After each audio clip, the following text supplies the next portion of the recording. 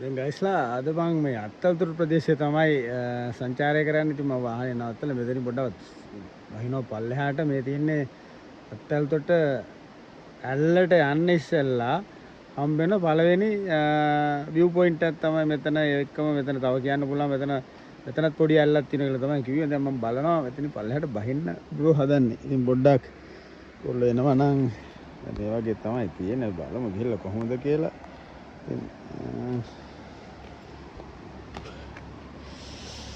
පරිසරණයේ තින් මාරම එෆෙක්ට් එකක් තියෙන්නේ. නුවර එළිය ගියා වගේ තමයි ඉතින්. මේ වෙලාවේ දැන් වෙලාව 11ට විතර ඇති.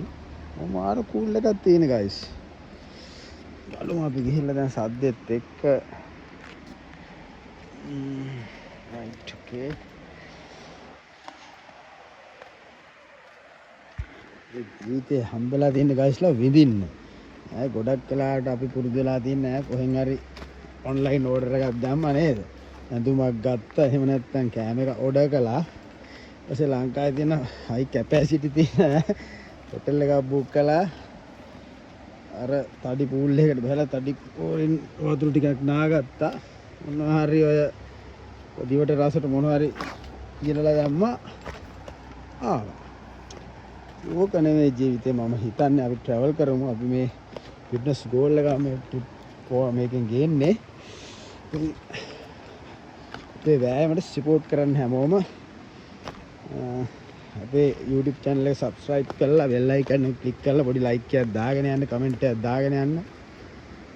right guys, ඔයගොල්ලෝ පරාද වෙන්නේ නැහැ. මම දැන් place එකට නම් ආවා.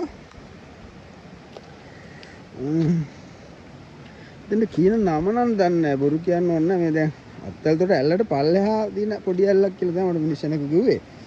බලමු මේක. ඔව්. දැන් නානනම් මාර ප්ලේස් එකක්. බලන්න මම ගල තටාකයක් තියෙන්නේ. නානනම් සුපිරි. කොහොමද දැන් මේ රාඩිය බැස්සොත් නාන්න තියෙන්නේ බෑ.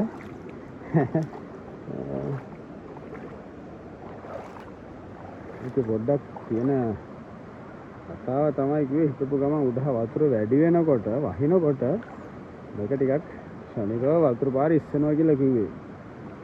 අපි බලමු කොහොමද කියලා. ප්‍රථම මාරයි.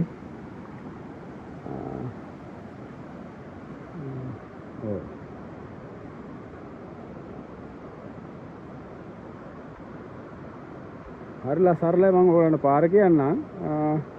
ඔයගොල්ලෝ බදුරුලිය නගරයේ සිටි එක හැමෝම දන්නවා. බදුරුලිය ඉඳලා කිලෝමීටර් 4ක් විතර මේන් රෝඩ් එකේ මෙන්න ඇවිල්ලා එතන මොරපිටිය පහු කළා.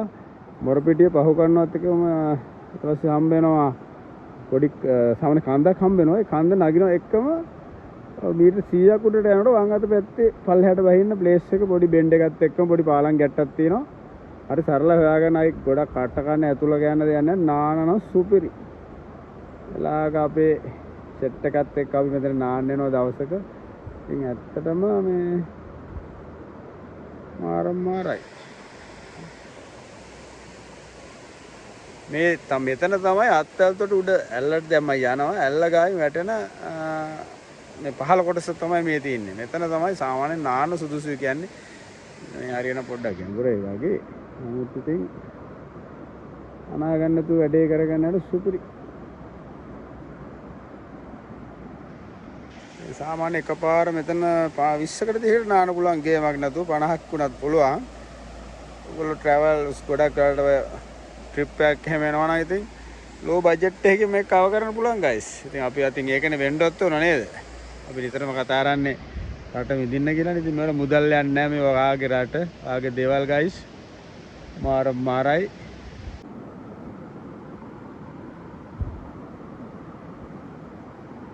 මේක අපි කියන්නේ ඔයගොල්ලෝ පුල් try කරන්න ඕන ගයිස්ලා. මේකට ඇවිල්ලා ඔය ෂැම්පෝ දාන්න නැතුව, සබන් ගන්න නැතුව එක්කෝ එහෙම කරගෙන පොඩි බකට් එකක් ගෙනල්ලා මේ දොලෙන් උඩට ගිහිල්ලා මේ ඔළුව හොද ගන්න පුළුවන් නම් ඒකේ සබන් ටික ගාලා වතුර ටිකක් අරගෙන ඒක කරන්නේ නැහැ ප්‍රායෝගික නෑ. නමුත් මම මේ රික්වෙස්ට් එකක්. මොකද මෙන්න මේ සත්තුන්ට මාර අභියෝගයක් අපි ගාන කෙමිකල්ස් මේ ඇත්තටම ඔය ෂැම්පෝ වල සබන් වල තියෙන විස රසායනික ද්‍රව්‍ය ඔක්කොම මේකට එකතු වෙලා මේගොල්ලන් මේ සත්තුන්ට හානියක් නුණා මේගොල්ලන්ගේ බිත්තර වලට මේගොල්ලෝ දාන බිත්තර වලට මාළුන් පැටවුන්ට ගොඩක් වෙලාවට හානි වෙනවා කියලා තමයි මගේ මතය නා. ඒකට දැන් ගොඩාක් විද්‍යාත්මක උනත් තහවුරු කරලා තියෙනවා බලන්න මේ ඇත්තටම මේ සම්පත්නේ නේද පරිසරයේ කොච්චර ලස්සන කරනවද මේගොල්ලෝ මේ එන්වයරන්මන්ට් එකට කොච්චර මේගොල්ලෝ සපෝට් කරනවද පරිසර පද්ධති රැක ගන්න මේගොල්ලෝ කරන දායකත්වය. ඒ කියන්නේ